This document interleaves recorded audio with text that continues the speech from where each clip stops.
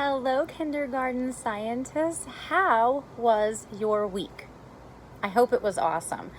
I have to make this video super snappy because as a part of my quarantine fun, the Township of Hazlet has decided to dig up our entire roadway. So since like 5:30 this morning, there have been really noisy crews here. And I know that at the end of the day, it's going to be great, but it's really noisy.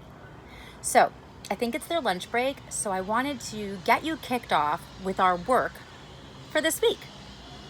Okay, last week you were discovering the flowering part of a plant, and I hope that you discovered, I have my little whiteboard here, what that flowering part of the plant was good for.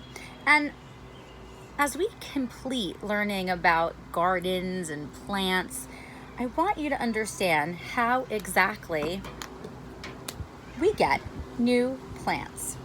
So I have a little flower here. It is not great, and this is the chance where your parents see how not artsy Mrs. Killick is. But this is a flower, and it's beautiful. It has a stem, it's got the leaves, it's got all the stuff, and at the very top are some bright colors for some flowers. Well, bugs, like our friend the bee, is attracted to that. Now, I'm gonna just draw a little bit more of my garden. I'm gonna make another plant. I'm gonna make a blue flower because blue is like my favorite color. Okay, I'm also gonna try, I don't have yellow.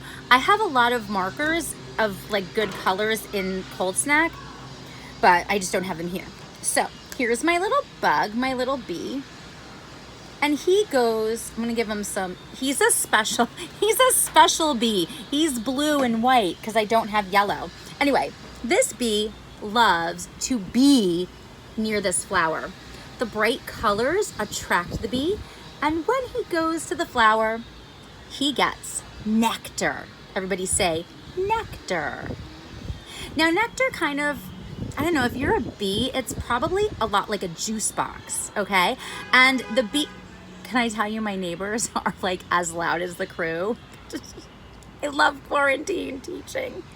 Anyway, this bee lands on the flower and he gets a nice sip, exactly like a juice box of nectar. He is not done there. He's got a big appetite, so he decides, don't ever use your teeth as a tool. He flies over to this plant, this flower right over here.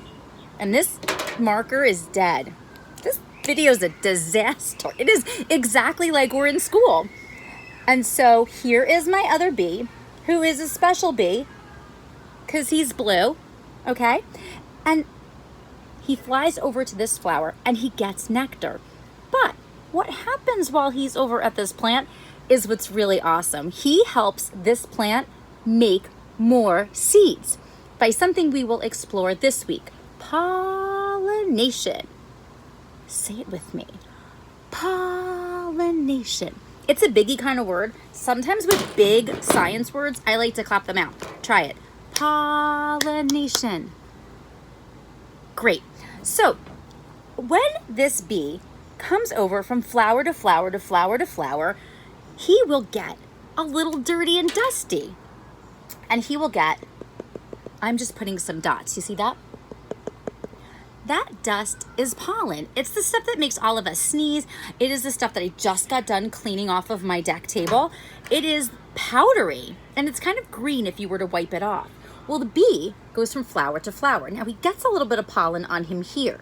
And when he goes over here, he drops off some of the pollen in this flower.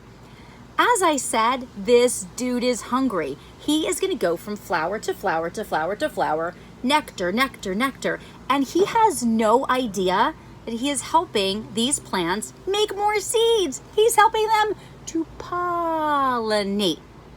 Pollinate. It's a form of the word pollination. So, as he goes from flower to flower, he gets dusty stuff here. While he's drinking the nectar over here, drops off some dust over here. And he goes to yet another flower and drops off more and more of that pollen. Now, once it's all said and done, this plant is going to grow some new seeds and it will make more flowers just like it. Remember when we learned about living things? One of the ways that we knew that something was living or non-living was its ability to make more of itself. It's kind of like a plant having babies, but it doesn't. It is not hatching anything. It's not birthing anything. It is making more seeds. And as you know, seeds are the beginning of a plant life. I've got some cool videos and some awesome resources, but a lot of what is going to make this click for you to understand pollination is to just sit like this. Do you hear my neighbors screaming? It's like this entire neighborhood is like a panic right now. It's like an alert, like Kathy's going outside to do a video for her science students. Do you hear that little girl screeching? Oh, goodness. I'm gonna wrap this up here. I want you to go outside and just sit and not listen to my neighbors scream. I want you to sit and watch. You will notice, even if they're just hopping around the weeds, the little teeny tiny dandelions in your yard, not that your yard has weeds, no judgments. You can watch them hop from flower to flower, from weed to weed. They love tasting that nectar, and they're dropping off pollen and picking up pollen at every single flower. It's crazy cool. I have some videos for you to see. You can draw, probably better than Mrs. Killick, a model of what that pollination looks like. And when we get together next week, woohoo, we are gonna start our Summer of Science series. Please make sure that you're clicking and watching those science challenges that I'm posting during the week. I hope you are well. I miss you a ton.